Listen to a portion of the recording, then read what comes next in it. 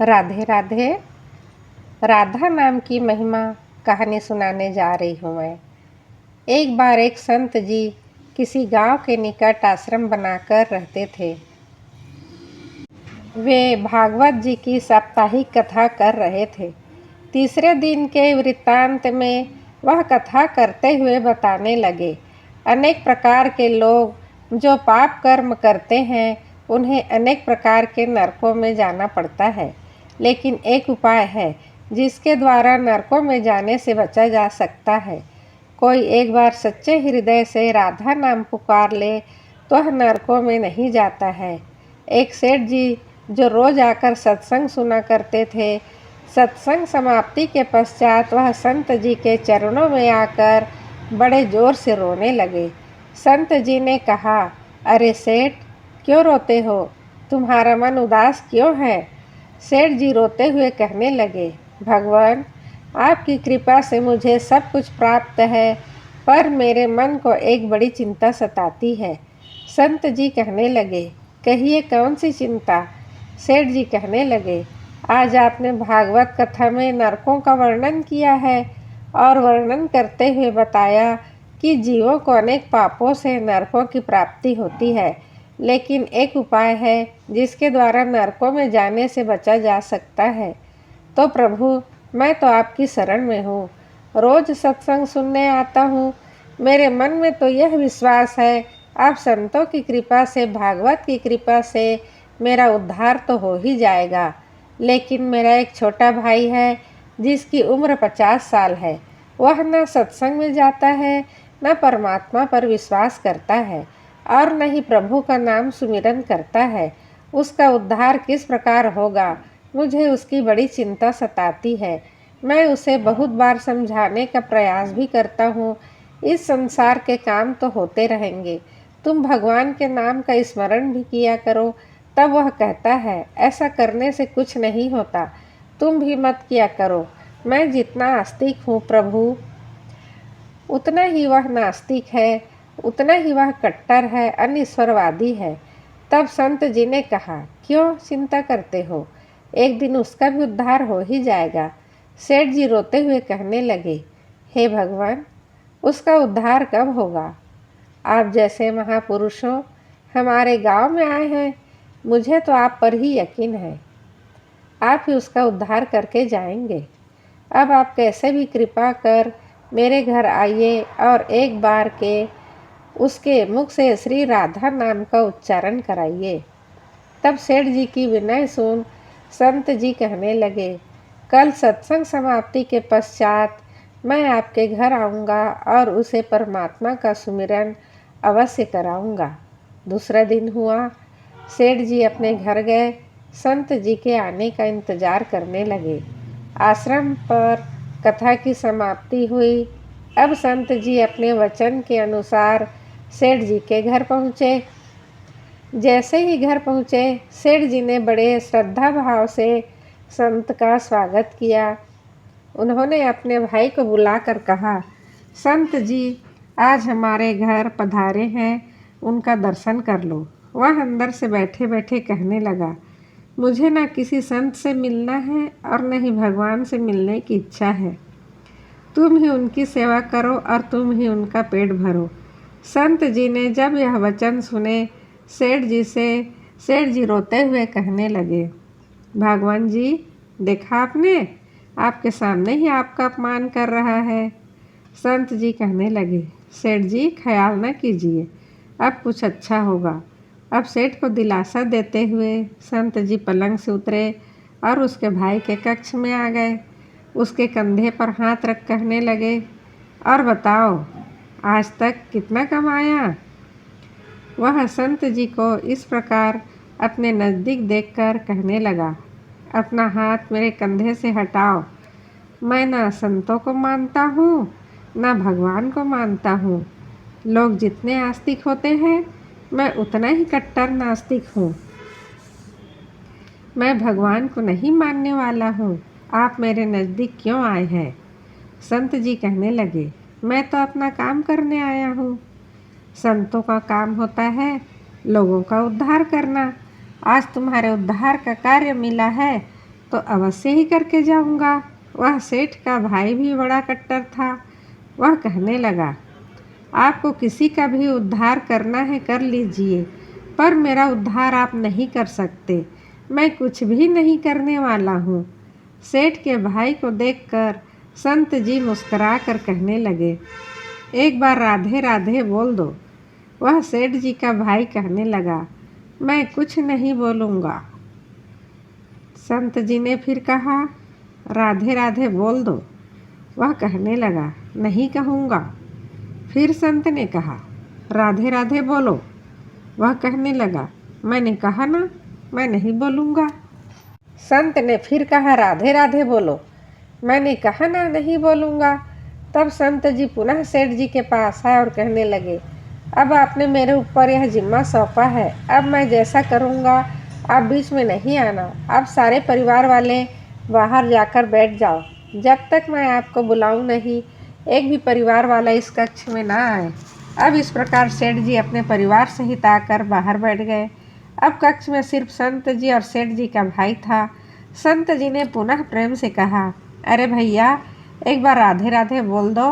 वह कहने लगा, मैंने आपसे मना किया ना, मैं नहीं कहूँगा। न मैं भगवान को मानता हूँ, न भगवान की बातें मानता हूँ। मैं कट्टर नास्तिक हूँ। संत जी पुनः उसे प्रेम से हंसते हुए कहने लगे, जितने तुम कट्टर नास्तिक हो, मैं उतना ही आस्तिक हूँ। मैंने अगर निश्चय कर लिया है, तुम्हारे मुख से राधा नाम सुनकर ही जाऊँगा, और पक्का समझ लेना कि तुम्हारे मुख से राधा का नाम निकलेगा। वह कहने लगा, आप कितना भी प्रयास कर लो, मैं एक बार भी नाम लेने वाला नहीं हूँ। अब संत महापुरुष होते तो बड़े दयालु हैं, पर लीला मात्र उन्होंने क्या किया। उस सेठ के भाई का हाथ पकड़ा और हाथ पकड़कर जोर से घुमाने लगे। अब वह सेठ ठहरा 50 साल का वृद्ध अवस्था थी। संत भी वृद्ध थे, पर संतों के अंदर भक्ति का तेज होता है। उन्होंने जोर से उसके भाई का हाथ पकड़ा और घुमाया, मरोड़ दिया। हाथ घुमाकर संत जी फिर कहने लगे, कहो राधे राधे। वह कहने लगा, नहीं कहूँगा। अब तो संत जी ने जोर से हाथ घुमाया, सेठ के भाई को जमीन पर पटक दिया और खुद उसके पेट पर चढ़कर बैठ गए। और संत जी फिर कहने लगे, बोलो राधे राधे। वह फिर कहने लगा, नहीं कहूँगा। अब तो संत जी ने उसके दोनों हाथ पकड़कर उसके पैरों को बांध दिया और कहने लगे, कहो राधे राधे। अब ऐसी अवस्था में वह सोचने लगा, लगता है यह संत तो मुझे मार ही देंगे। तब उसने बिना इच्छा के एक बार ऐसे ही कह दिया, राधे राधे। जैसे ही उसने राधे राधे कहा, संत जी ने उसके हाथ पैर खोल दिए, उसके बंधनों को छोड़कर बाहर आकर कहने लगे, सेठ जी, आपका कल्याण हो गया, आपके भाई का भी कल्याण हो गया। सेठ जी कहने लगे, अंदर से तो बहुत तेज आवाज़ें आ रही थी। तब संत जी कहने लगे कि आपने काम ही ऐसा दिया था। आपने कहा वह नास्तिक है, कभी कुछ बोलता ही नहीं है। आज आपके भाई ने राधे राधे का नाम उच्चारण कर लिया है, इसका कल्याण हो गया। अब मैं जा रहा हूँ, कल से पुनः मेरी कथा है। अब संत जी तो अपने स्थान पर लौट आए। सेठ का भाई जमीन से उठकर अपने भाई से कहने लगा, यह कैसे संत है, मुझसे झगड़ा करने आ गए, मेरे ऊपर चढ़कर बैठ गए और कहने लगे, अगर राधे राधे का नाम उच्चारण नहीं करोगे तो मैं तुम्हारे ऊपर ऐसे ही बैठे रहूँगा। अब उसकी बातें सुनकर सेठ जी तो हंसने लगे। वह हंसते हुए मन से भगवान को धन्यवाद देते हुए कहने लगे, हे प्रभु, आपके संत भी बड़े दयालु हैं, खुद कष्ट सहकर भी लोगों का कल्याण करते हैं। समय व्यतीत होता गया। मुश्किल से 5-6 महीने गुजरे होंगे। अचानक एक दिन छोटे भाई का देहांत हो गया। शरीर समाप्ति के पश्चात आत्मा शरीर से अलग हो जाती है। वह आत्मा ही ऊपर यमराज के पास जाकर सारे हिसाब किताब देती है। अब इस व्यक्ति का हिसाब किताब खोला गया। यमराज ने चित्रगुप्त से कहा, जो आज इंसान हमारे पास लाया गया है, इसका हिसाब क्या है?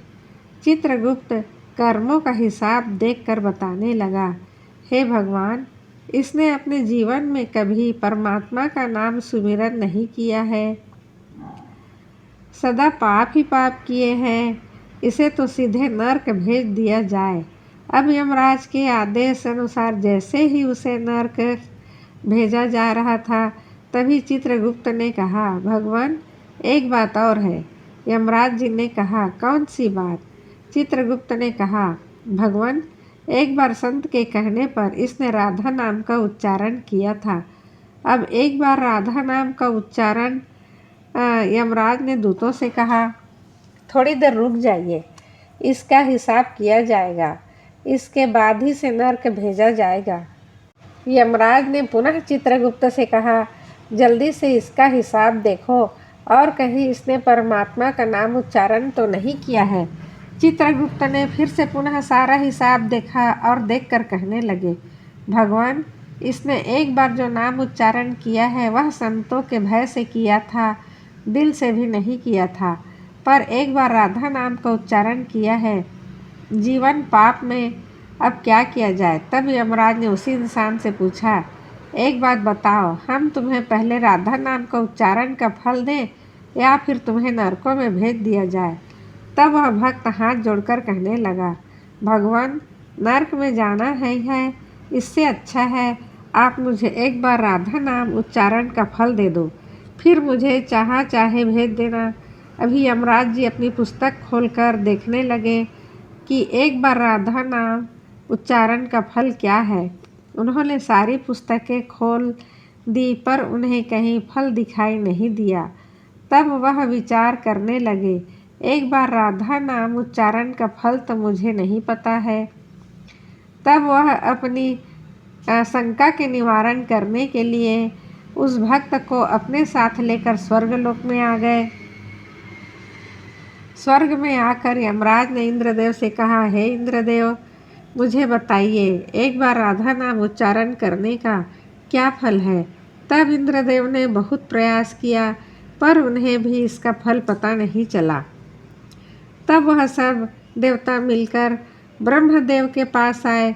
ब्रह्मदेव ने जब उन सबको देखा तब ब्रह्मदेव उनसे पूछने लगे, यह आपके साथ इंसान कौन है? तब इंद्रदेव कहने लगे, भगवान, इसने एक बार राधा नाम का उच्चारण किया है, बाकी सारा जीवन इसने पाप किया है, हमें तो पता नहीं राधा नाम उच्चारण का फल क्या है, इसलिए हम आपके पास आए हैं। तब ब्रह्मा जी ने भी बड़ा प्रयास किया, राधा नाम उच्चारण का फल क्या है, अब उन्हें भी पता नहीं चला। तब वह ब्रह्मदेव कहने लगे, हम सब मिलकर इसे अपने साथ लेकर भगवान शंकर जी के पास चलते हैं। तब वे सब भगवान शंकर जी के पास पहुँचे। भगवान शंकर जी से प्रार्थना कहने लगे, हे महादेव, इस इंसान ने सारा जीवन पाप किया है, बस एक बार संतों के कहने पर राधा नाम का उच्चारण किया है। अब आप बताइए, एक बार राधा नाम उच्चारण का क्या फल मिलता है? तब महादेव जी ने बड़ा प्रयास किया पर वह भी राधा नाम की महिमा को बता नहीं सके। तब शंकर जी कहने लगे, अब हमें भगवान श्री कृष्ण के पास चलना पड़ेगा, क्योंकि वही राधा तत्व को जानते हैं। ऐसा सोचकर सब देवी देवता भगवान शंकर के साथ मिलकर उस इंसान की आत्मा को लेकर भगवान श्री कृष्ण के गौलोक धाम में पहुँचे। गौलोक धाम में भगवान श्री कृष्ण राधा जी के साथ अपने आसन पर विराजमान थे। भगवान श्री कृष्ण ने सब देवी देवताओं का सम्मान किया और उनसे पूछा, आज अचानक से आने का कारण क्या है? तब भगवान शंकर हाथ जोड़कर कहने लगे, हे भगवान, यह इंसान इसे धरती से लाया गया है। इसने अपने जीवन में अनेक पाप किए हैं पर एक बार राधा नाम का उच्चारण किया था। यमराज जी पता न कर सके कि एक बार राधा नाम उच्चारण का फल क्या है। तब वह इसकी जानकारी लेने के लिए इसके साथ इंद्र जी के पास स्वर्ग में आए थे। फिर स्वर्ग से होते हुए ब्रह्मलोक आए, फिर ब्रह्मलोक से होते हुए यह मेरे पास पहुँचे। अब मैं इन सबको अपने साथ ले आपके पास लेकर आया हूँ। अब आप बताइए, एक बार राधा नाम उच्चारण का क्या फल हो सकता है? जब इस प्रकार बातें चल रही थी तब श्री कृष्ण के पास बैठी राधा रानी बड़े जोर से हंसने लगी। तब श्री कृष्ण ने कहा, हे राधिका, क्यों हंसती हो? तब राधिका कहने लगी, हे भगवान, यह अभी तक राधा नाम का महत्व समझ नहीं सके हैं। तब भगवान शंकर जी कहने लगे, हे महारानी राधिका, आपके नाम का क्या असर है, आप हमें बताइए ना। तब राधिका जी कहने लगी, हे महादेव, आप खुद सोचिए, इस व्यक्ति ने एक बार राधा का नाम जपा, वह एक बार राधिका के नाम जपने से स्वर्गलोक की सैर करके आया, ब्रह्मदेव का ब्रह्मलोक में दर्शन करके आया, आपके महादेव लोक में आपका इसने दर्शन किया। आज एक बार उच्चारण के प्रभाव से यह आप सबको साथ लेकर हमारे गौलोक धाम में आया है, मेरे दर्शन और श्री कृष्ण का पूजन कर रहा है। इससे अधिक राधा नाम का और फल क्या हो सकता है? जब राधिका जी ने इस प्रकार एक बार राधा नाम का पूरा महत्व बताया तो यमराज कहने लगे, यह तो बड़ा अनंत फल है। जो व्यक्ति नरकों में जाने वाला था वह एक बार उच्चारण से सब लोगों की यात्रा कर भगवान श्री कृष्ण और राधा रानी के चरणों में उपस्थित हो गया है। इससे अधिक फल और क्या हो सकता है? तभी फिर से यमराज कहने लगे, भगवान, क्या अब इसे नरकों में जाने की आवश्यकता नहीं है? तब श्री कृष्ण जी कहने लगे, हे धर्मराज, जिसने एक बार राधा रानी के चरणों का दर्शन कर लिया हो वह तो कभी नर्क में जा ही नहीं सकता। तब वह भक्त जो वहाँ पर राधा रानी के दर्शन कर रहा था वह कहने लगा, हे महारानी, मैंने तो संतों के भय में आकर आपका राधा नाम उच्चारण किया था, पर जो सच्चे हृदय से आपके नाम का उच्चारण करते हैं उन्हें तो जीवन में कोई भय होगा ही नहीं। वह तो नरकों की यात्रा में कभी नहीं निकलेंगे, वह तो सीधा आपके चरणों में ही समा जाएंगे। तो इतना महत्व है एक बार राधा नाम के उच्चारण का। तो सच्चे हृदय से जो एक बार इस प्रकार कह दे, राधे राधे श्याम मिला दे, तो राधा नाम को उच्चारण करते ही परमात्मा का साक्षात दर्शन हो जाता है। राधे राधे। यदि आप इस चैनल पर नए हैं तो प्लीज़ सब्सक्राइब कर लीजिए। राधे राधे। धन्यवाद।